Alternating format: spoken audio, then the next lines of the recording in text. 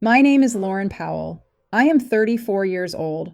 When I was 29, my older sister deliberately left me out of planning our parents' silver wedding anniversary and then told the relatives I was too wrapped up in my own life to contribute, making me look selfish while she took all the credit.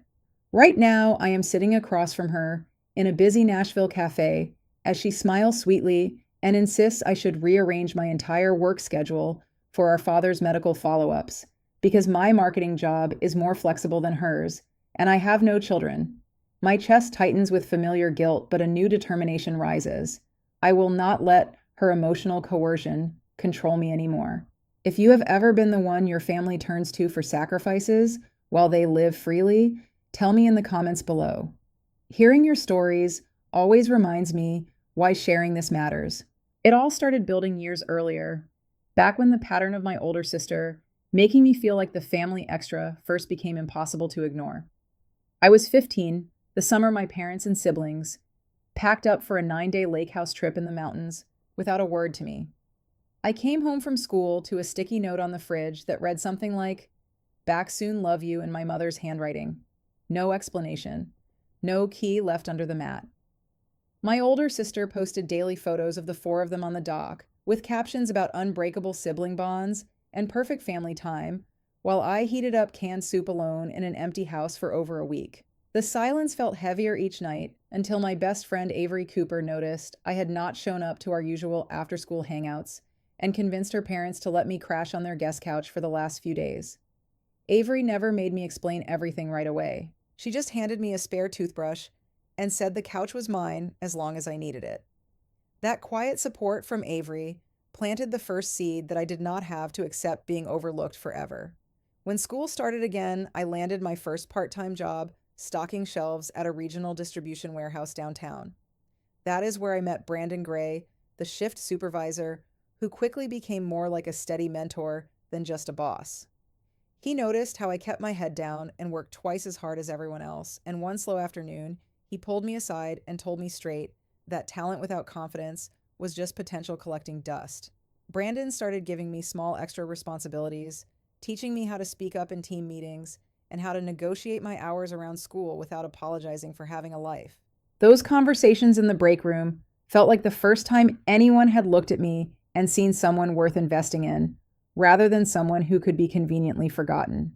By the time I graduated high school and started community college classes at night while keeping the warehouse job, the small violations from my older sister had already begun stacking up like invisible bricks. She would call on weekends to remind me that my younger brother Lucas needed help with his homework because I was the one with the flexible schedule, even though she lived 10 minutes away and worked part-time. When I tried to set a boundary and say I had a late class, she would sigh heavily and say, "You always make everything about your little plans. The family needs you to step up sometimes." My father would jump in at those moments with a sudden defensive outburst, like, "Danielle, give your sister some breathing room. She is trying to build something." But then he would quickly change the subject and never follow through with actual support. My mother would stay silent, nodding along as if the guilt trip was perfectly reasonable.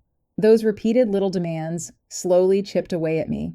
One Christmas, my older sister organized a big family photo session at a local studio and sent the invitation group text to everyone except me. When I asked about it later, she laughed lightly and said, "Oh, I just assumed you would be too busy with your warehouse shifts and would not want to dress up anyway." The words landed like a casual slap, delivered with that sweet smile she always wore when she knew she had the upper hand. I swallowed the hurt and went anyway, but the photos came back with me cropped out of two of the main shots, because according to her, I had not matched the color scheme she picked for everyone else. Avery saw the edited pictures on social media and texted me immediately furious on my behalf, but my older sister just shrugged it off when I brought it up weeks later. "You are being too sensitive again, Lauren. Not everything is a conspiracy against you." Brandon noticed the toll those incidents took at work. He started mentoring me more intentionally, helping me apply for a full-time logistics coordinator position once I finished my 2-year degree. The promotion came through when I was 23, and for the first time I had health benefits, a real salary, and a desk of my own. My partner Connor Ward and I had been dating seriously by then, meeting through a mutual friend at a local music festival, and he became another steady presence who reminded me that my worth did not depend on how often my family remembered I existed. Yet the small violations from my older sister never stopped. She would forward me emails about our parents' doctor appointments and add passive comments like, "Since you are the one without kids or a demanding career, it makes sense for you to handle the follow ups." Each time my father would react with a sharp Danielle, "That is not fair, and you know it." But then he would avoid eye contact with me afterward and let the conversation drift back to whatever my older sister wanted to talk about next. The pattern repeated so often that it started to feel normal. My older sister would casually mention upcoming family vacations or milestone celebrations, and then act surprised when I asked why I had not heard about them sooner. "I just figured you would be working or with Connor and would not want to be bothered," she would say, her voice dripping with false concern that somehow always made me the one who looked difficult for pointing it out. Avery pulled me aside more than once after those phone calls, urging me to see the emotional coercion for what it was, but I kept hoping that if I just showed up and helped enough, the dynamic would shift. It never did. Instead, the demands grew slightly bolder each year until the afternoon in the Nashville cafe, where everything finally collided in the present. We had gathered because my younger brother Lucas had been in a minor fender bender earlier that morning. Nothing life-threatening, but enough to shake the family.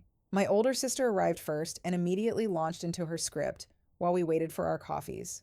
She leaned across the table, voice low but laced with that familiar sarcasm, and said, "Lauren, Dad's follow-up scans are next month, and Mom cannot drive him with her bad knee.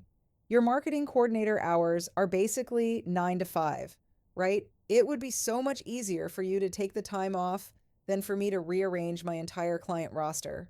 My father, sitting right there, suddenly slammed his hand on the table in a rare defensive outburst and snapped Danielle, "Stop putting it all on your sister like that. She has a job too." But the words died quickly when my older sister shot him a look and he just cleared his throat and stared into his cup instead. I felt the familiar twist in my stomach, the one that always came right before I caved in the past. This time, though, something sharper pushed back. Before I could respond, my phone buzzed with a text from my older sister, even though she was sitting 3 feet away. The message read, "Think about it.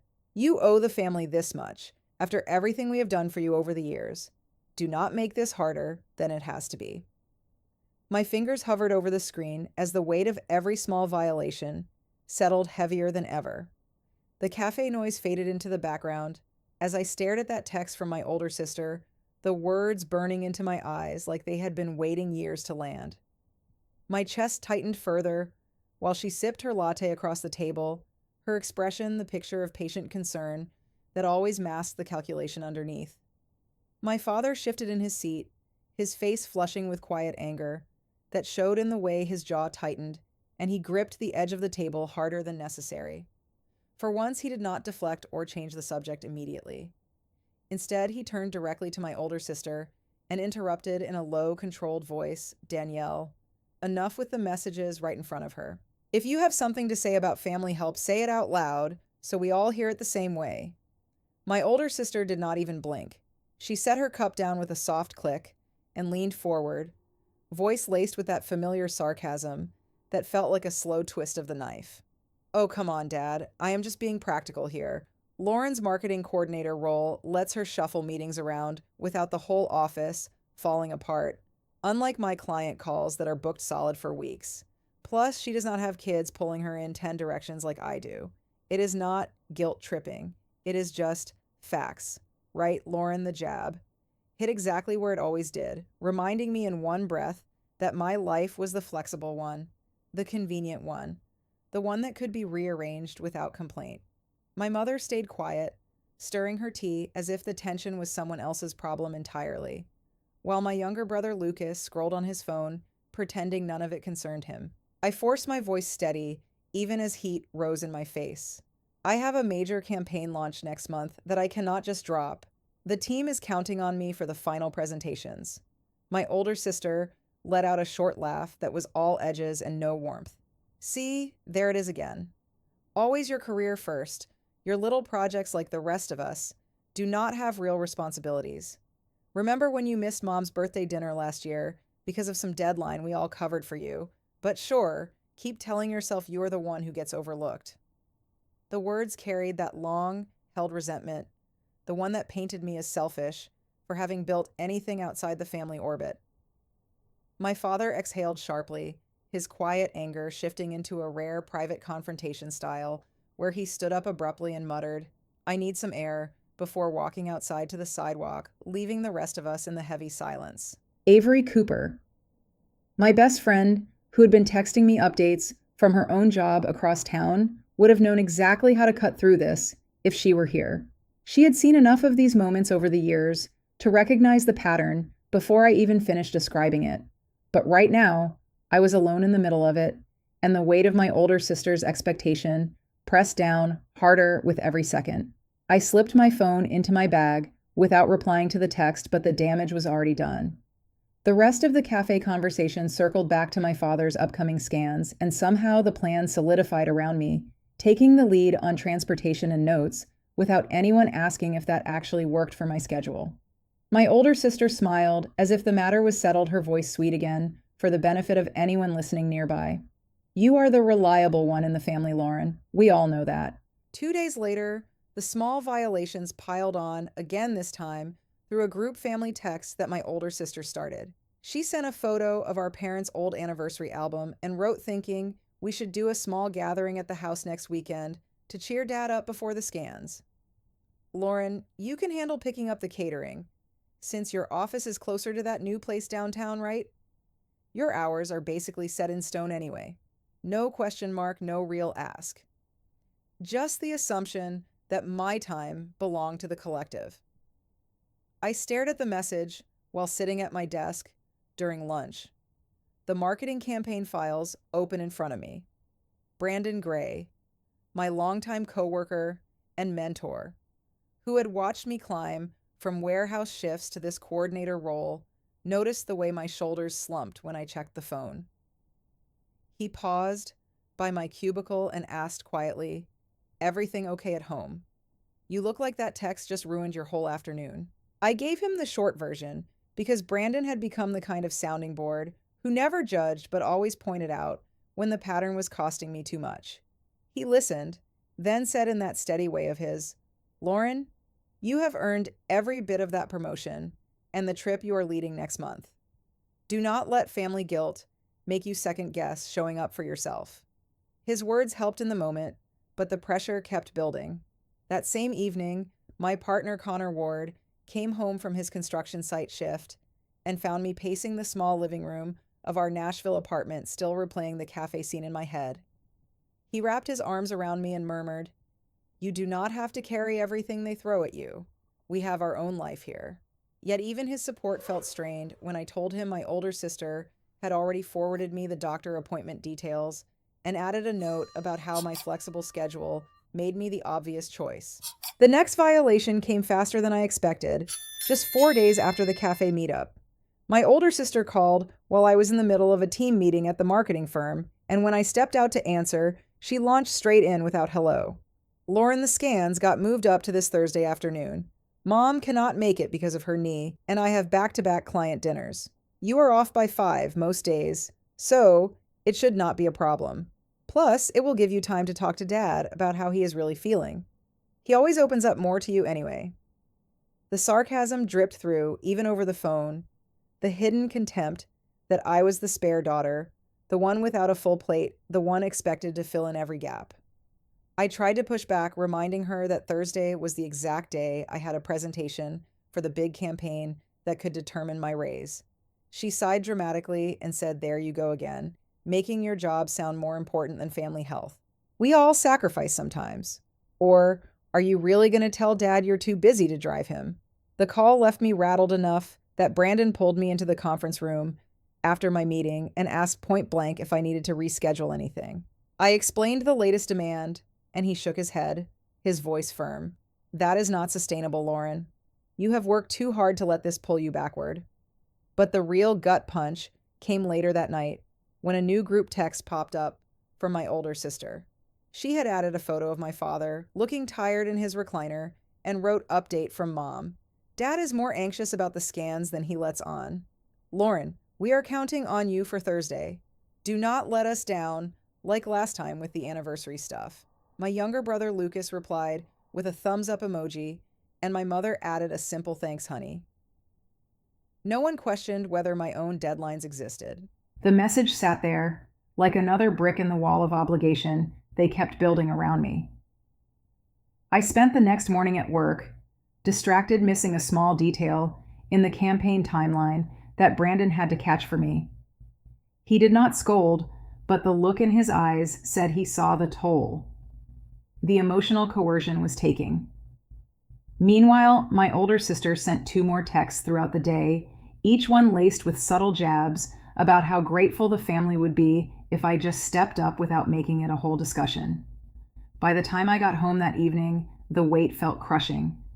Connor noticed immediately and suggested we take a walk to clear my head.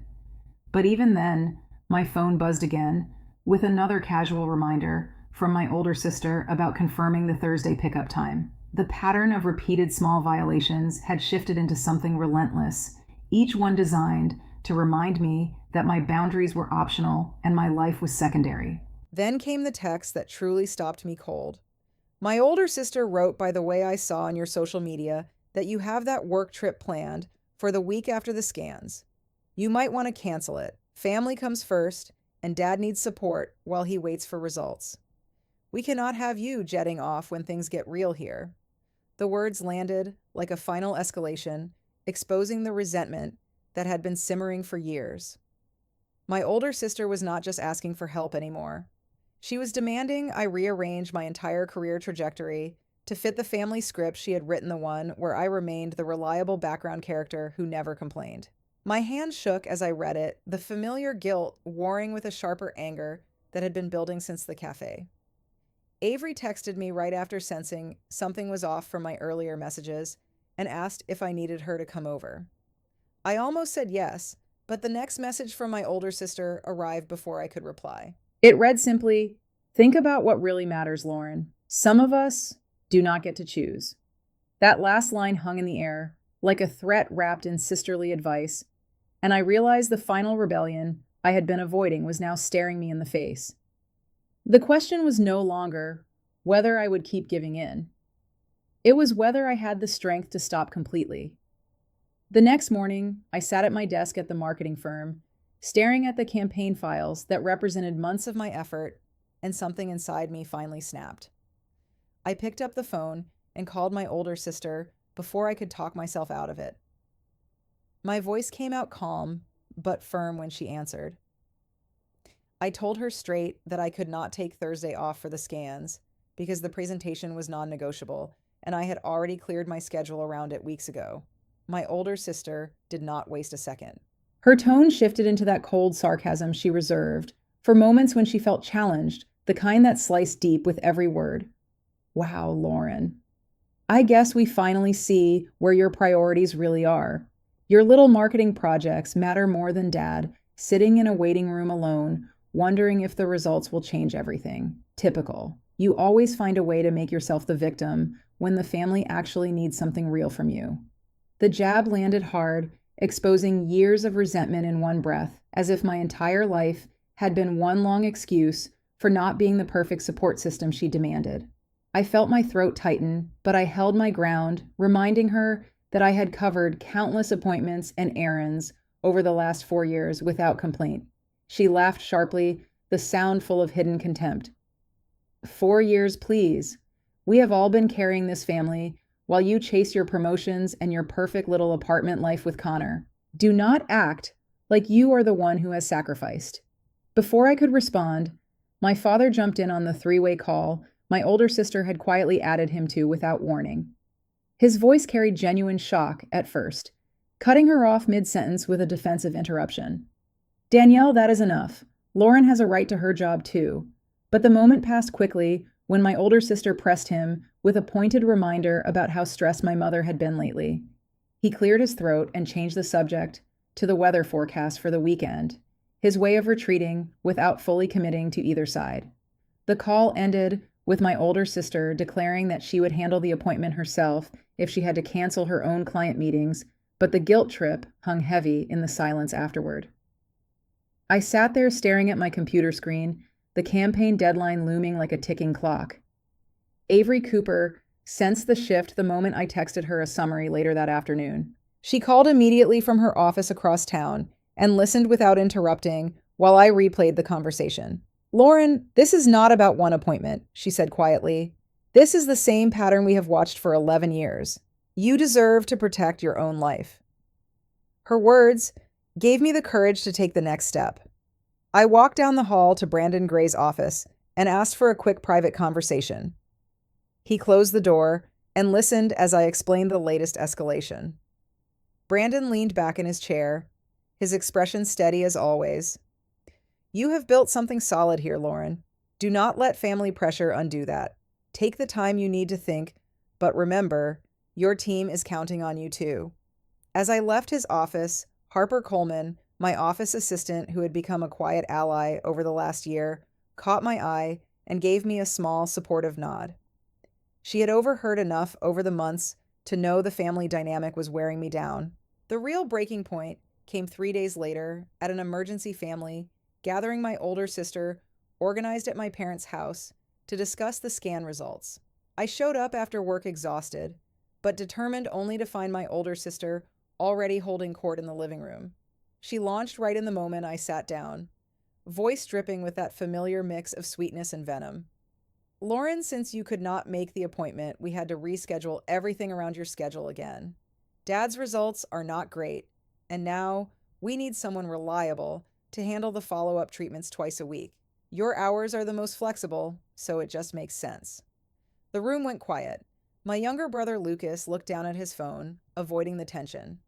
My mother stirred her coffee without looking up. My father reacted with a visible clench of his jaw, shock flashing across his face, before he turned to my older sister with quiet anger. "Danielle, we talked about this. Lauren has her own responsibilities." But when she reminded him how much easier it would be for the family if I stepped up, he sighed deeply and suggested we order takeout. Instead, his private way of withdrawing support without a full confrontation. The emotional coercion thickened the air until I could barely breathe. I stood up slowly, my hands steady. For the first time in years, I cannot do it. I love Dad, and I will visit when I can, but I will not rearrange my entire career and life to become the full-time family caregiver. I have given enough, and I need to choose myself now. My older sister stared at me, her eyes narrowing with pure resentment. "So that is it. After everything we have done, you are just walking away. You really are the selfish one, Lauren. Always have been." The words cut deep, but I did not flinch. I picked up my bag and walked out the front door into the warm Nashville evening, the sound of her voice still echoing behind me. Connor Ward waited in the car, outside, his face concerned, when he saw mine. He drove us home in silence, at first, then reached over and squeezed my hand. "You did the right thing," he said softly. Yet even his support felt distant that night, as I lay awake replaying every small violation that had led to this moment. The following weeks brought the slow, painful consequences of my boundary. My older sister stopped inviting me to family texts altogether. My mother sent one short message asking if I was still coming for holidays, but when I explained I needed space, the replies grew shorter until they stopped. My father called me privately. 2 weeks later, his voice tired as he admitted the pressure had been unfair, but hoped I would still help occasionally. I told him I cared, but could not be the default solution anymore. He sighed and ended the call without pushing, leaving an empty ache in my chest. Avery and Brandon checked in regularly, offering lunches and encouragement, but the family silence stretched longer each day. Lucas sent a single text wishing me well, yet it felt more like an obligation than connection. I kept showing up at work, pouring myself into the campaign that eventually launched successfully. Harper Coleman even brought in celebratory donuts one morning, but the victory tasted hollow, without the family I had once tried so hard to hold together. Connor and I grew closer in some ways, sharing quiet dinners and weekend hikes, but the emotional isolation settled in like a constant companion. I had set the boundaries I needed, yet the cost was real. No dramatic revenge, no triumphant return, just the quiet reality of a life where I finally chose myself and accepted the loneliness that came with it. Some nights I sat on the balcony of our apartment, looking out at the city lights, the journal I had started keeping years ago, open on my lap, writing down the simple truth that protecting my peace meant letting go of the version of family that had never truly seen me. In the end, I learned that emotional coercion does not always end with a big fight or a satisfying win. Sometimes it ends with you standing alone in the life you fought, to keep knowing the price was worth paying, even if the emptiness lingers. I am still figuring out how to fill that space, but for the first time, it belongs to me. Thank you for listening to my story.